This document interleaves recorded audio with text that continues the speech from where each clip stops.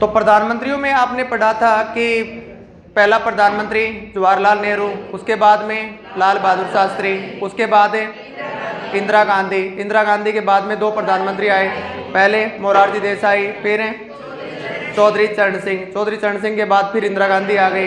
इंदिरा गांधी के बाद राजीव गांधी, राजीव गांधी के बाद वीपी सिंह, फिर चंद्रशेखर, नरसिम्हा राव, फिर अटल बिहारी वाजपेयी, उसके बाद एचडी देवगौड़ा, इंद्र कुमार गुजराल, फिर अटल बिहारी वाजपेयी, मनमोहन सिंह और नरेंद्र मोदी। तो हम पहुंच गए थे अटल बिहारी वाजपेयी तक। कहाँ तक पहुंच गए थे उसके बारे में देखें।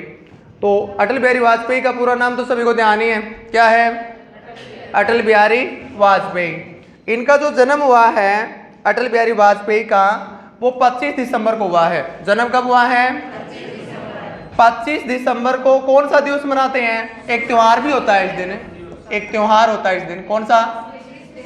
Christmas day. ये ध्यान रखना है, इस दिन क्रिसमस डे त्योहार होता है, क्रिसमस डे। ऐसा कौन सा देश है जिसमें गर्मियों में क्रिसमस मनाया जाता है? ऐसा देश ऑस्ट्रेलिया है। इसका मतलब ये नहीं कि जून में क्रिसमस मनाते हैं, इसका मतलब ये है कि ऑस्ट्रेलिया मकर रेखा पे स्थित है और वहाँ पे ग्रीष्म काल होता है दिसंबर महीने में। ऑस्ट्रेलिया में ग्रीष्म काल कौन से महीने में होता है? दिसंबर महीने में। तो 25 दिसंबर को इनका जन्म हुआ था। इनके जन्म को सुशासन दिवस के रूप में मनाते हैं। अटल बिहारी वाजपेयी के जन्मदिन को किस रूप में मनाते हैं? सुशासन दिवस के रूप में मनाते हैं। जन्म हुआ था इनका ग्वालियर में। कहाँ पे हुआ था? ग्वालियर कहाँ पड़ता है? मध्य प्रदेश में। मध्य प्रदेश की राजधानी भोपाल है। अब देखो उपाधि की बात करें तो डॉक्टर मनमोहन सिंह इनके बाद में प्रधानमंत्री आए थे 2004 में, जो इन्हें भारतीय राजनीति के भीषम पितामह कहते हैं। क्या कहते हैं? भारतीय राजनीति का भीषम पितामह किसके द्वारा कहा गया? मनमोहन सिंह के द्वारा। किसको? अटल बिहारी वाजपेयी को। इनका प्रसिद्ध नारा था जय जवान जय किसान जय विज्ञान। ये नारा इन्होंने दिया था 15 अगस्त 1998 को। कब दिया था? जय जवान जय किसान का नारा तो दिया था लाल बहादुर शास्त्री ने। वो नारा दिया गया था रामलीला मैदान से दिल्ली में।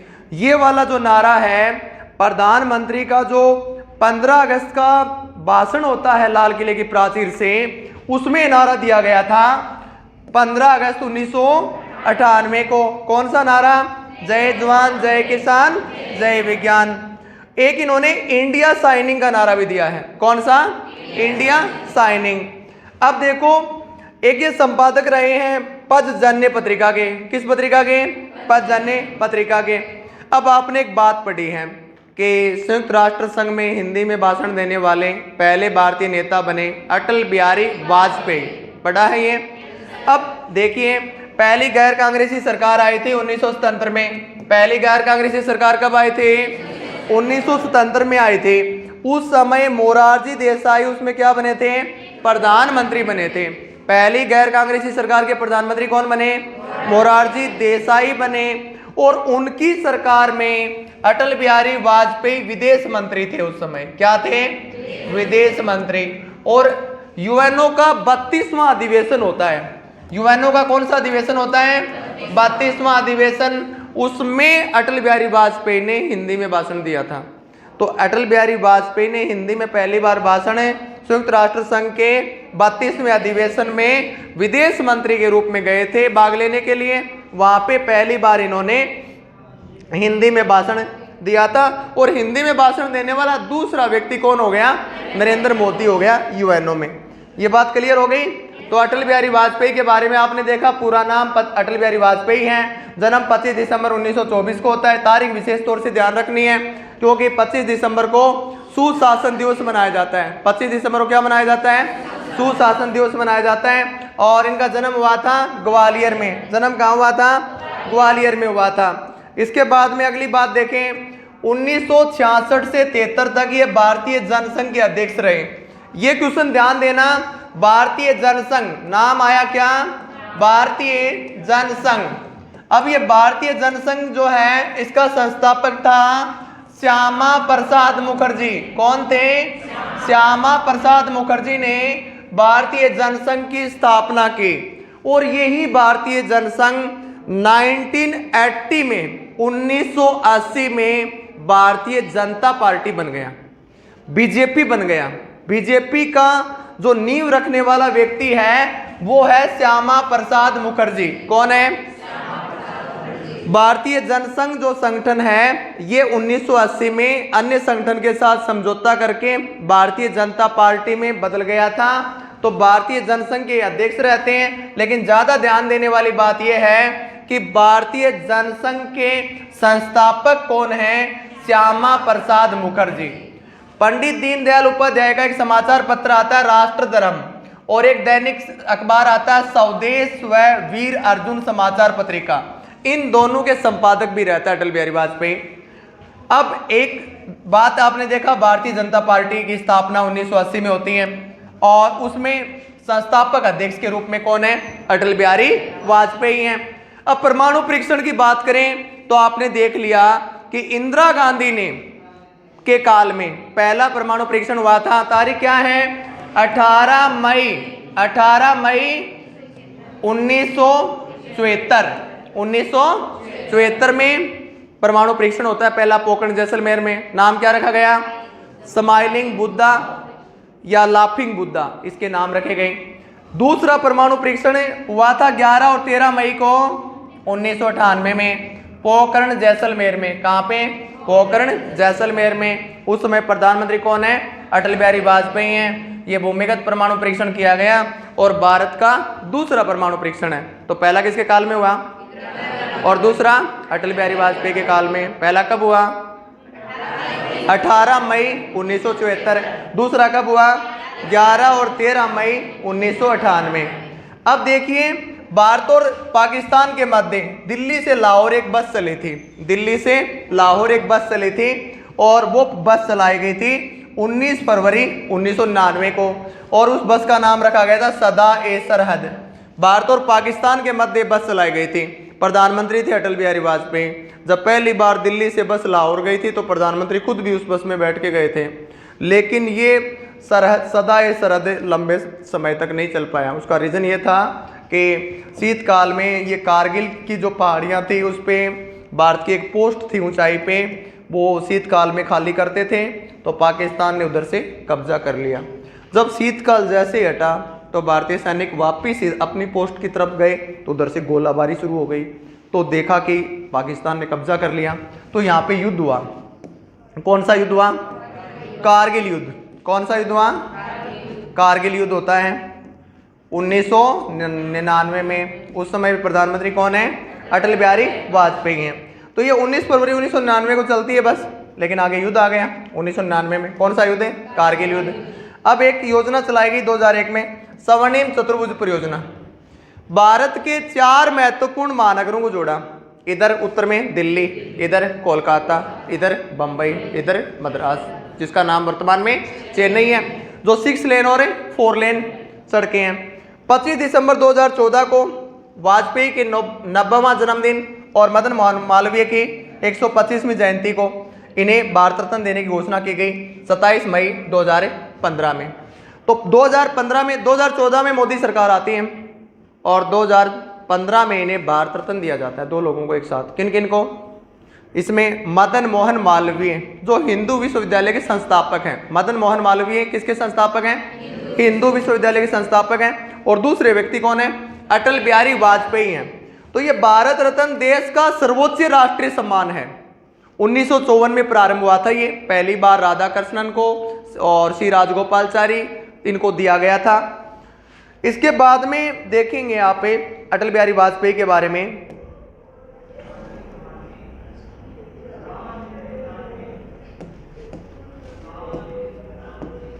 तो ये बातें तो हो गई हैं दोनों। इसके बाद में ये बात हो गई भारत रत्न देने वाले, ये टॉपिक यहाँ तक हो गया। तो भारत रत्न से सम्मानित ये 7वां व्यक्ति है। कौन सा है? तो टोटल ऐसे पूछा जाए कि कितने ऐसे प्रधानमंत्री हैं जिन्हें भारत रत्न दिया गया, तो ऐसे 7 प्रधानमंत्री हैं। कितने हैं? 7। इसके बाद में अन्य बातें देखें अटल बिहारी वाजपेयी के बारे में। अपन किसके बारे में पढ़ रहे हैं? अटल बिहारी वाजपेयी के बारे में पढ़ रहे हैं। अटल बिहारी वाजपेयी जो है सबसे ज़्यादा बार सांसद रहे हैं लखनऊ से, तो ये 12 बार सांसद बने हैं। 12 बार संसद का मतलब है संसद के सदस्य, तो 10 बार तो लोकसभा के रहे हैं और 2 बार राज्यसभा के रहे हैं। तो पहली बार 1957 में ये बलरामपुर सीट से जीत के गए थे। अभी ये सारी बातें आपको याद नहीं करनी, एक बात ये ध्यान रखनी है कि लखनऊ से सांसद रहे हैं, मैं लोकसभा के सदस्य रहे हैं कितनी बार है? 5 बार। तो 5 बार लखनऊ से ये सांसद रहे हैं।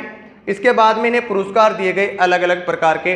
तो 1992 में इन्हें दिया गया पद्म विभूषण। क्या दिया गया? 1994 में लोकमान्य तिलक पुरस्कार इनको दिया गया। 1994 में इन्हें श्रेष्ठ सांसद, एक श्रेष्ठ एमपी चुने गए। अच्छे सांसद का पुरस्कार दिया जाता है पार्लियामेंट में हर साल है। तो 1994 में इन्हें श्रेष्ठ सांसद का पुरस्कार दिया गया और 1994 में इन्हें भारत रत्न पंडित गोविंद वल्लभ पंत पुरस्कार दिया गया। 2015 में इनको दिया गया भारत रत्न और 2015 में इनको दिया गया friends of Bangladesh liberation war award. तो ये मेन याद रखने, 1992 में पद्म विभूषण, 2015 में भारत रत्न और 2015 में इन्हें क्या दिया गया? Friends of Bangladesh liberation war award इन्हें दिया गया। तो ये हो गए इनके पुरस्कार। अब सबसे इंपॉर्टेंट इनकी कुछ रचनाएं हैं जो पेपर की दृष्टि से इंपॉर्टेंट है। तो इन्होंने, ये अच्छे कवि भी थे, अच्छे लेखक थे अटल बिहारी वाजपेयी। मृत्यु एवं हत्या कौन सी पुस्तक है?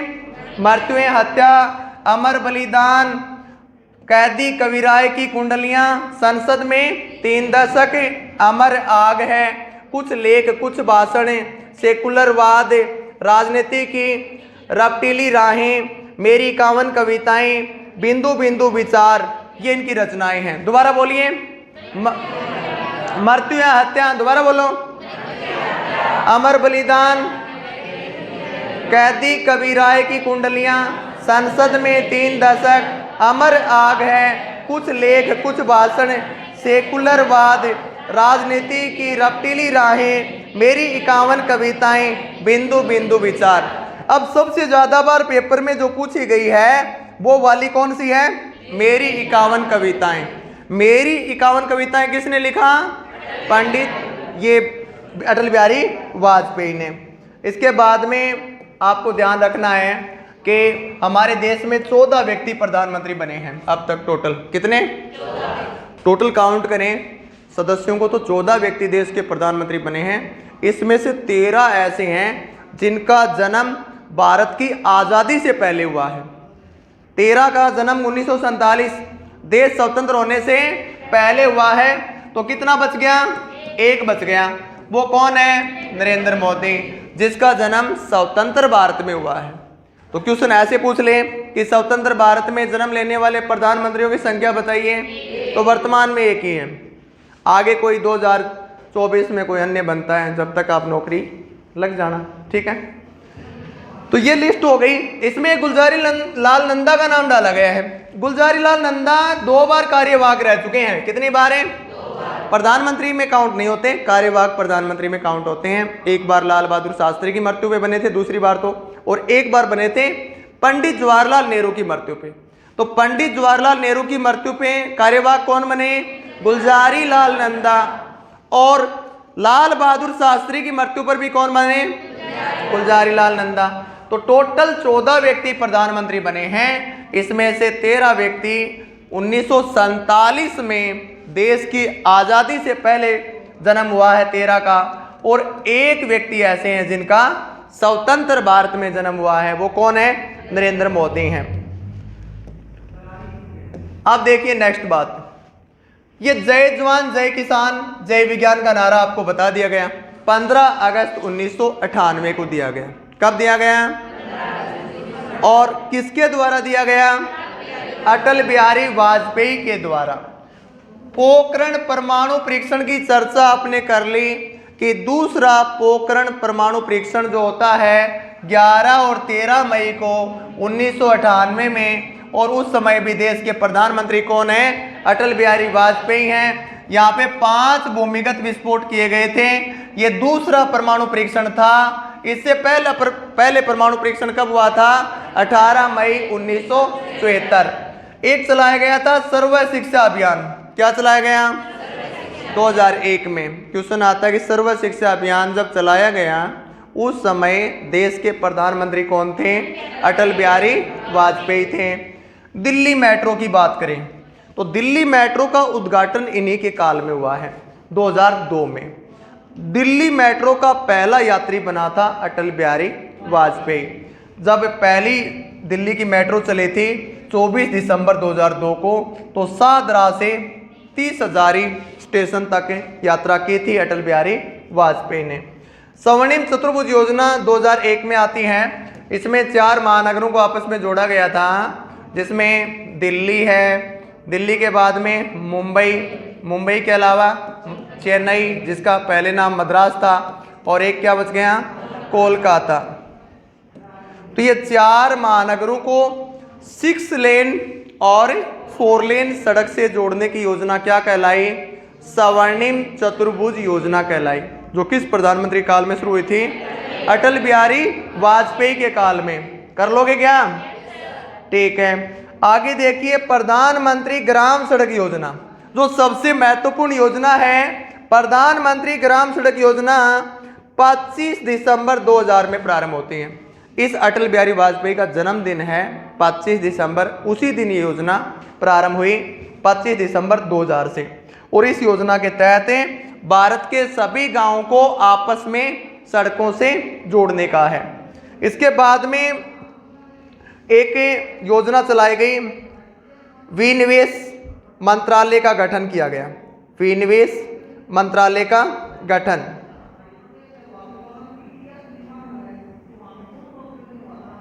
विनिवेश मंत्रालय का गठन किया गया था 2001 में। कब किया गया था?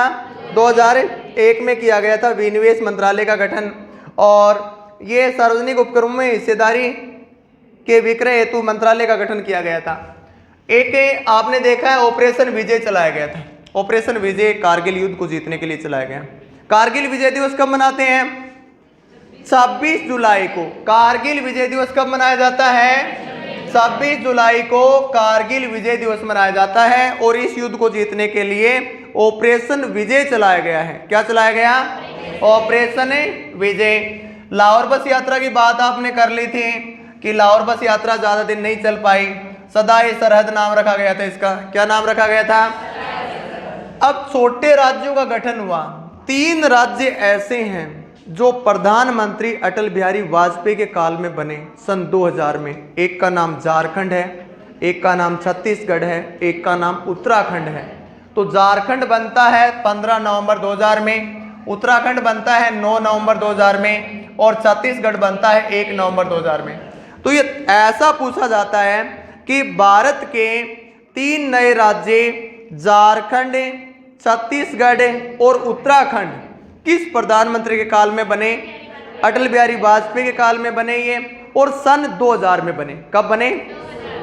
ऐसा पूछे तेलंगाना बना, उस समय देश के प्रधानमंत्री कौन थे? बताइए। नहीं, पहले ही बन गया था। मनमोहन सिंह के काल में बन गया था तेलंगाना। मनमोहन सिंह के काल में सोनिया गांधी ने भाषण दिया था उस टाइम में कि हमने तेलंगाना बनाया है। काफी देर अलग तरीके मजाक उड़ाया था बीजेपी ने उसका। संचार क्रांति सन 2000 में। अब संचार क्रांति जो आप जियो चला रहे हैं ना, ये जियो की जो नींव, ये जो संचार क्रांति आई है जियो एयरटेल सभी में मोबाइल नेटवर्किंग इंटरनेट वाली, इसकी नींव अटल बिहारी वाजपेयी ने रखी थी। इसकी नींव अटल बिहारी वाजपेयी ने रखी और इसका उद्घाटन कांग्रेस ने किया। उद्घाटन कांग्रेस किया करो। आपने 2G स्पेक्ट्रम नाम सुना है क्या? 2G spectrum. अब क्या आ गया? 5G आ गया। पहली पोत जो स्टार्ट हुए थे वो के तो 2G थो, और 2G में बहुत बड़ा घोटाला हो गया। 2G स्पेक्ट्रम कहा गया। ए राजा भारत के दूरसंचार मंत्री थे और कई हजार करोड़ का घोटाला हो गया उसमें। जिन कंपनियों को लाइसेंस दिए गए थे उनको लाइसेंस दे दिए गए अलग से घुसपैठ लेकर के, जिनको देने चाहिए थे रूल के अकॉर्डिंग उनको नहीं मिले। तो 2G स्पेक्ट्रम जो है वो कांग्रेस के आते ही हो गया था 2005-06 में। उसके बाद में नदी जोड़ो परियोजना, अगली एक परियोजना चलाई, नदी जोड़ो परियोजना। ये अमृत क्रांति के नाम से जानी गई। कि भारत में ऐसी बहुत सी नदियां हैं जिनका पानी अन्य नदियों में ले जाया जाए, भारत के अन्य हिस्सों में नहरें निकाली जाएं, तो उसको अमृत क्रांति नाम दिया गया है। ये क्वेश्चन बनता है यहाँ से कि अमृत क्रांति का संबंध है, तो बताओगे अमृत क्रांति भारत की नदियों को जोड़ने की परियोजना है। अमृत क्रांति क्या है? भारत की नदियों को जोड़ने की परियोजना को अमृत क्रांति कहा गया है। नदी जोड़ो परियोजना 2002 में चलाई गई थी। और नमामि गंगे परियोजना कई बार पेपर में आ गया है। नमामि गंगे परियोजना किस प्रधानमंत्री काल में चली? नरेंद्र मोदी के काल में। गंगा नदी को स्वच्छ करने के लिए जो योजना लेके आए थे वो कौन सी थी? नमामि गंगे परियोजना थी वो। तो ये हमने अटल बिहारी वाजपेयी के बारे में देखा। पोखरण में परमाणु परीक्षण होता है, सर्व शिक्षा अभियान इनके काल में आता है, दिल्ली मेट्रो का उद्घाटन इनके काल में होता है, स्वर्णिम चतुर्भुज योजना की नींव इनके काल में रखी जाती है, प्रधानमंत्री ग्राम सड़क योजना शुरू की जाती है 25 दिसंबर 2000 से, और विनिवेश मंत्रालय का गठन किया गया है, और ऑपरेशन विजय चलाया था इन्होंने कारगिल युद्ध को जीतने के लिए, और छोटे राज्यों का गठन हुआ था, एक साथ 3 राज्य बने थे, छत्तीसगढ़, उत्तराखंड और झारखंड।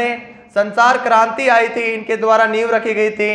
और BSNL भारत संचार निगम लिमिटेड को उठाने में महत्वपूर्ण योगदान है, और BSNL को टिकाने में योगदान पता ही आपको किसका है ना? नदी जोड़ो परियोजना 2002 में चलाई गई थी, जो अमृत क्रांति नाम दिया गया। नदियों को जोड़ने की परियोजना थी ये। इसके बाद में 7 ऐसे प्रधानमंत्री हैं, 7 नहीं कह सकते, 6+1 ऐसे प्रधानमंत्री हैं जिनको भारत रत्न मिल चुका है। क्या मिल चुका है? भारत रत्न। तो इसमें 6 तो प्रधानमंत्री हो गए। कौन कौन है?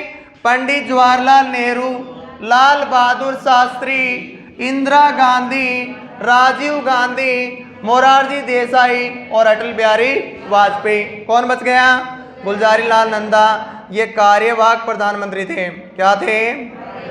कार्यवाहक प्रधानमंत्री थे ये।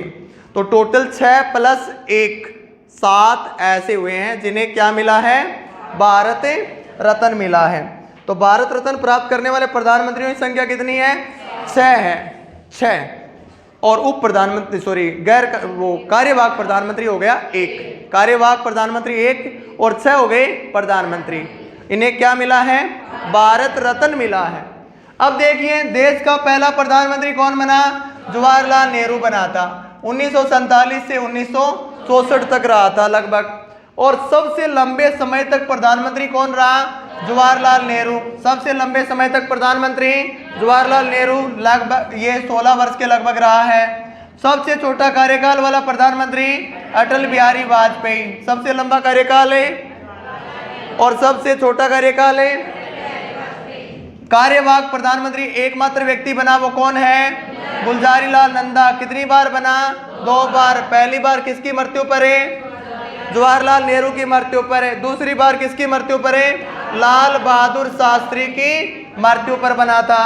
एक से अधिक बार जो प्रधानमंत्री बने हैं उनमें जवाहरलाल नेहरू 3 बार प्रधानमंत्री रह गया, इंदिरा गांधी भी 3 बार प्रधानमंत्री बनी हैं, और अटल बिहारी वाजपेयी भी 3 बार प्रधानमंत्री बने हैं।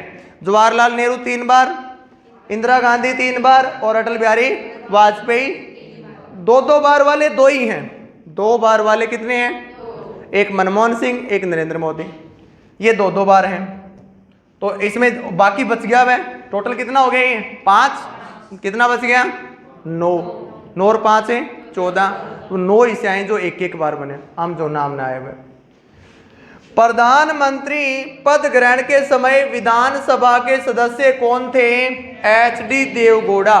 क्वेश्चन आता है उस प्रधानमंत्री का नाम बताइए जब वो प्रधानमंत्री पद की शपथ ली थी तो विधानसभा के सदस्य थे। तो ऐसे HD देवगौड़ा थे। इसके लिए हम ऐसा बोलेंगे, ये प्रधानमंत्री बने जब संसद के किसी भी सदन के सदस्य नहीं थे। संसद के किसी भी सदन के सदस्य नहीं थे। ऐसे कितने हैं? 2 हैं। कौन कौन? HD देवगौड़ा और PV नरसिम्हा राव। HD देवगौड़ा और PV नरसिम्हा राव हैं। प्रधानमंत्री पद ग्रहण के समय राज्यसभा के जो सदस्य थे वो थे इंदिरा गांधी और मनमोहन सिंह। क्वेश्चन को समझने की कोशिश कीजिए। प्रधानमंत्री पद ग्रहण करते समय ये क्वेश्चन ऐसे पूछ ले कि कितने ऐसे प्रधानमंत्री हुए हैं जो राज्यसभा के सदस्य के रूप में प्रधानमंत्री बने हैं, तो आएगा 4। लेकिन जब प्रधानमंत्री पद का शपथ ली थी उस समय जो राज्यसभा के सदस्य थे ऐसे कितने हैं? 2। किन किन का नाम आएगा? इंदिरा गांधी और डॉक्टर मनमोहन सिंह। प्रधानमंत्री पद ग्रहण के समय संसद के किसी भी सदन के सदस्य नहीं थे, वो थे पीवी नरसिम्हा राव। कौन थे? पीवी नरसिम्हा राव और एचडी देवगौड़ा, जो अभी बता दिया। पहली महिला प्रधानमंत्री इंदिरा गांधी, और देश में पहला गैर कांग्रेसी प्रधानमंत्री कौन बना? मोरारजी देसाई। 1977 1977 में कौन बने? मोरारजी देसाई। सारे क्वेश्चन हो गए ना? ये कोई दिक्कत है किसी को? तो सबसे पहला प्रधानमंत्री कौन है? सबसे लंबा कार्यकाल, सबसे छोटा कार्यकाल। और जब प्रधानमंत्री बने राज्यसभा के सदस्य थे इससे कितने हैं? 2 हैं। कौन कौन है? इंदिरा गांधी और मनमोहन सिंह। और मनमोहन सिंह वर्तमान में राजस्थान से राज्यसभा के सदस्य हैं, ये बात ध्यान रखनी है। अब देखिए प्रधानमंत्रियों ने जो महत्वपूर्ण नारे दिए हैं, इनमें जय जवान जय किसान का जो नारा दिया वो 1965 में रामलीला मैदान से दिल्ली में किसने दिया था? लाल बहादुर शास्त्री ने दिया था। रामलीला मैदान दिल्ली में है, बहुत ही ऐतिहासिक मैदान है। 1947 में इस मैदान से काफी राजनीतिक परिवर्तन हुए हैं। अन्ना हजारे के द्वारा जो आंदोलन चलाया गया उससे अरविंद केजरीवाल एक नए नेता के रूप में उभरे, उनका भी योगदान कहां से है? रामलीला मैदान से है। तो जय जवान जय किसान का नारा देने वाले पहले या प्रधानमंत्री कौन है? लाल बहादुर शास्त्री हैं। 1965 में इन्होंने जय जवान जय किसान का नारा दिया था। फिर अटल बिहारी वाजपेयी ने जय जवान जय किसान जय विज्ञान का नारा दिया 15 अगस्त 1998 को। कब है? 15 अगस्त 1998 को लाल किले की प्राचीर से भाषण देते समय।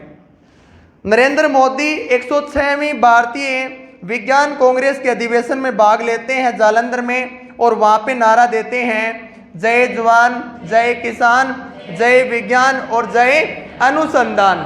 कर लोगे ये? तो जय अनुसंधान शब्द जोड़ दिया किसने? नरेंद्र मोदी ने। जय विज्ञान शब्द जोड़ दिया अटल बिहारी वाजपेयी ने। और जय जवान और जय किसान नारा किसका है? लाल बहादुर शास्त्री का है। क्योंकि लाल बहादुर शास्त्री ने जो पाकिस्तान के साथ युद्ध हुआ था 1965 में, और बाद में अमेरिका ने अनाज भारत को न देने की धमकी दी थी, जब ये नारा दिया था जय जवान जय किसान का नारा। अगली बात देखें, भारत के 3 प्रधानमंत्री ऐसे हैं जिनकी कार्यकाल के दौरान मृत्यु हुई है। पहला, दूसरा, तीसरा। पहला जवाहरलाल नेहरू, दूसरा लाल बहादुर शास्त्री और तीसरा इंदिरा गांधी। तो 3 ऐसे हुए हैं जिनकी कार्यकाल के दौरान मृत्यु हुई। तो तीनों के नाम बोलिए दोबारा। जवाहरलाल नेहरू, लाल बहादुर शास्त्री और इंदिरा गांधी। कार्यवाहक प्रधानमंत्री 2 बार बना, कौन है? गुलजारी लाल नंदा, बार बार आपने देख लिया। एक बार किसकी मृत्यु पे बने और एक बार है लाल बहादुर शास्त्री की मृत्यु पे। इसके बाद में कार्यवाहक एक बार राजीव गांधी को भी बनाया गया था इंदिरा गांधी की मृत्यु पे, बाद में इसे बहुमत दल का नेता बना के प्रधानमंत्री बना दिया गया। लाल बहादुर शास्त्री एकमात्र ऐसे प्रधानमंत्री हैं जिनकी मृत्यु कहाँ पे हुई है? विदेश में हुई है। और इनकी मृत्यु कब हुई थी? 11 जनवरी 1966 को। और 10 जनवरी 1966 को क्या होता है? ताशकंद समझौता होता है भारत और पाकिस्तान के मध्य, और ताशकंद उज्बेकिस्तान में पड़ता है। तो 3 प्रधानमंत्री ऐसे हुए जिनकी कार्यकाल के दौरान मृत्यु हुई है। 2 बार कार्यवाहक बना है एक व्यक्ति, गुलजारी लाल नंदा। इसके बाद में देखो नेक्स्ट बातें, चौधरी चरण सिंह भारत के ऐसे प्रधानमंत्री थे जिन्होंने अपने कार्यकाल में एक बार भी संसद का सामना नहीं किया। ऐसा कौन हुआ है? चौधरी चरण सिंह हुआ है। प्रधानमंत्री पद से त्यागपत्र देने वाले प्रथम व्यक्ति हैं मोरारजी देसाई, जो पहले गैर कांग्रेसी प्रधानमंत्री थे। सबसे छोटे आयु के जो व्यक्ति प्रधानमंत्री बने हैं उनमें किसका नाम आएगा? राजीव गांधी का। कितने वर्ष की आयु में प्रधानमंत्री बने हैं? और सबसे अधिक आयु का जो व्यक्ति प्रधानमंत्री बना है वो कौन है? मोरारजी देसाई। कौन है? जो 81 वर्ष की आयु में क्या बने हैं? प्रधानमंत्री बने हैं। चौधरी चरण सिंह और अटल बिहारी वाजपेयी 2 ऐसे प्रधानमंत्री हुए हैं जिन्होंने लोकसभा में विश्वास प्रस्ताव पे मतदान होने से पहले ही क्या दे दिया था, त्याग पत्र दे दिया था। लोकसभा में विश्वास मत पे जो वोटिंग होनी थी विश्वास प्रस्ताव पे, उससे पहले क्या दे दिया, त्याग पत्र। और वीपी सिंह और एचडी देवगौड़ा दो ऐसे प्रधानमंत्री हुए हैं जिनका विश्वास मत प्राप्त नहीं हो पाया लोकसभा में, उसके बाद उन्होंने त्याग पत्र दे दिया था। नेक्स्ट प्रधानमंत्रियों में टोटल उत्तर प्रदेश जो राज्य है यहाँ से 9 प्रधानमंत्री ऐसे हुए हैं जो किसी ना उत्तर प्रदेश की लोकसभा सीट से सांसद रहे हैं। टोटल 14 बने, कितने? अब टोटल 14 बने, 14 में से 9 ऐसे हैं जिनका लोकसभा क्षेत्र उत्तर प्रदेश रहा है। तो नरेंद्र मोदी जब पहली बार 2014 में प्रधानमंत्री बनने का विचार बना चुके थे तो उन्होंने भी उत्तर प्रदेश की सीट चुनी थी, वाराणसी से इन्होंने चुनाव लड़ा था। तो 9 प्रधानमंत्रियों में देखें अपन कौन कौन है जिनका संबंध लोकसभा सीट के एंगल से उत्तर प्रदेश से रहा है। उनमें पहला तो हो गया चौधरी चरण सिंह। चौधरी चरण सिंह का लोकसभा क्षेत्र का नाम था बागपत। क्या नाम है? बागपत से रहे हैं। इसके बाद में राजीव गांधी रहे हैं अमेठी से। कहां से? अमेठी से। इसके बाद में इंदिरा गांधी, ये रही हैं रायबरेली से। इंदिरा गांधी कहां से रही हैं? रायबरेली से सांसद रही हैं। इसके बाद में वीपी सिंह जो है वो फतेहपुर सीट से रहे हैं। कहां से हैं? फतेहपुर सीट पड़ती है उत्तर प्रदेश में, वहां से रहे हैं। फूलपुर से रहे हैं लाल बहादुर शास्त्री, फूलपुर से ये रहे हैं पंडित जवाहरलाल नेहरू। फूलपुर से कौन रहे हैं? पंडित जवाहरलाल नेहरू। और इलाहाबाद जिसका नाम प्रयागराज है, वहां से सांसद कौन रहे हैं? लाल बहादुर शास्त्री रहे हैं। और उत्तर प्रदेश में एक पड़ता है बलिया से चंद्रशेखर रहे हैं। और नरेंद्र मोदी का पता ही है आपको, वाराणसी से है, दूसरी बार सांसद है वाराणसी से। और ये 5 बार MP रहे हैं लखनऊ से। कहां से? लखनऊ से। तो 9 ऐसे प्रधानमंत्री हैं जिनका लोकसभा सीट उत्तर प्रदेश राज्य में है। उत्तर प्रदेश सबसे अधिक जनसंख्या वाला राज्य है। सबसे अधिक जनसंख्या कहाँ की है? और सबसे कम जनसंख्या सिक्किम के। सबसे अधिक जनसंख्या घनत्व वाला राज्य बिहार है। क्या है? सबसे कम जनसंख्या घनत्व है अरुणाचल प्रदेश की है। सबसे ज्यादा लोकसभा की सीटें उत्तर प्रदेश की हैं। कितनी? 80। सबसे अधिक राज्यसभा की सीट भी उत्तर प्रदेश में है। कितनी? 31। और विधानसभा की सीट भी सबसे ज्यादा कहाँ पे है? उत्तर प्रदेश में विधानसभा कितनी सीटें हैं? 403 सीटें हैं उत्तर प्रदेश में विधानसभा के। और उत्तर प्रदेश की राजधानी क्या है? लखनऊ। उत्तर प्रदेश के मुख्यमंत्री कौन है? योगी आदित्यनाथ। किस पार्टी की सरकार है? बीजेपी की सरकार है। लखनऊ किस नदी किनारे है? गोमती नदी किनारे है। किस नदी किनारे है? गोमती नदी के किनारे है। अब देखिए भारत के प्रधानमंत्रियों के जन्म स्थान के आधार पे और बात करें तो इसमें 2 क्वेश्चन इंपॉर्टेंट आते हैं। एक मनमोहन सिंह, एक इंद्र कुमार गुजराल। ये चिन्ह इधर लगा हुआ है, हालांकि जिनका जन्म हुआ है वो दोनों स्थान कहाँ पड़ते हैं? पाकिस्तान में पड़ते हैं। मनमोहन सिंह का जन्म जो है वो कहाँ हुआ है? पाकिस्तान में, ध्यान रखना। और इंद्र कुमार गुजराल का जन्म भी कहाँ पे हुआ है? पाकिस्तान में हुआ है, ये भी ध्यान रखना। इसके अलावा मोरारजी देसाई एकमात्र ऐसे प्रधानमंत्री हैं मोदी के अलावा जिनका संबंध गुजरात से रहा है। ऐसा पूछ ले कि उन प्रधानमंत्रियों के नाम बताइए जिनका जन्म गुजरात में हुआ है, तो ऐसे कितने हैं? 2 हैं, 1 मत कर देना। 2 में दोनों ही गैर कांग्रेसी हैं। पहला गैर कांग्रेसी मोरारजी देसाई, पहला बीजेपी के स्पष्ट बहुमत वाला नरेंद्र मोदी। दोनों का जन्म कहाँ पे हुआ है? गुजरात में। राजीव गांधी का जन्म हुआ था बंबई में, हालांकि इसका परिवार जो है वो कहाँ रहता है? इलाहाबाद, प्रयागराज। एचडी देवगौड़ा जो है ये कर्नाटक से संबंध रखते हैं। कहाँ से संबंध रखते हैं? कर्नाटक राज्य से संबंध रखते हैं। राज्यों का एक विशेष तौर से ध्यान में रखना है। वीपी सिंह का पीवी नरसिम्हा राव आंध्र प्रदेश से संबंध रखते हैं। पीवी नरसिम्हा राव का संबंध कहाँ से है? आंध्र प्रदेश से है। और अटल बिहारी वाजपेयी का जन्म जो है ग्वालियर मध्य प्रदेश में हुआ था। अटल बिहारी वाजपेयी का जन्म कहाँ हुआ था? ग्वालियर मध्य प्रदेश में। और बलिया यूपी में जन्म हुआ था चंद्रशेखर का। और मुगल सराय उत्तर प्रदेश में पड़ता है मुगल सराय। और हालांकि मुगल सराय का वर्तमान में नाम क्या कर दिया गया है? दीनदयाल उपाध्याय। जहाँ पे जन्म किसका हुआ है? लाल बहादुर शास्त्री। अब जो प्रयागराज है इलाहाबाद, यहाँ पे 3 प्रधानमंत्रियों का जन्म हुआ है। एक जवाहरलाल नेहरू, इंदिरा गांधी और वीपी सिंह। जवाहरलाल नेहरू, इंदिरा गांधी और वीपी सिंह, इनका जन्म कहाँ पे हुआ है? प्रयागराज या इलाहाबाद। इलाहाबाद में इनका जो घर है, उनका, इन दोनों का घर जो है, इसका नाम क्या था? आनंद भवन नाम है। क्या नाम है? आनंद भवन। तो ये हमने अटल बिहारी वाजपेयी के साथ में कुछ अन्य फैक्ट भी देखे हैं और इनके बारे में अब लिख लीजिए।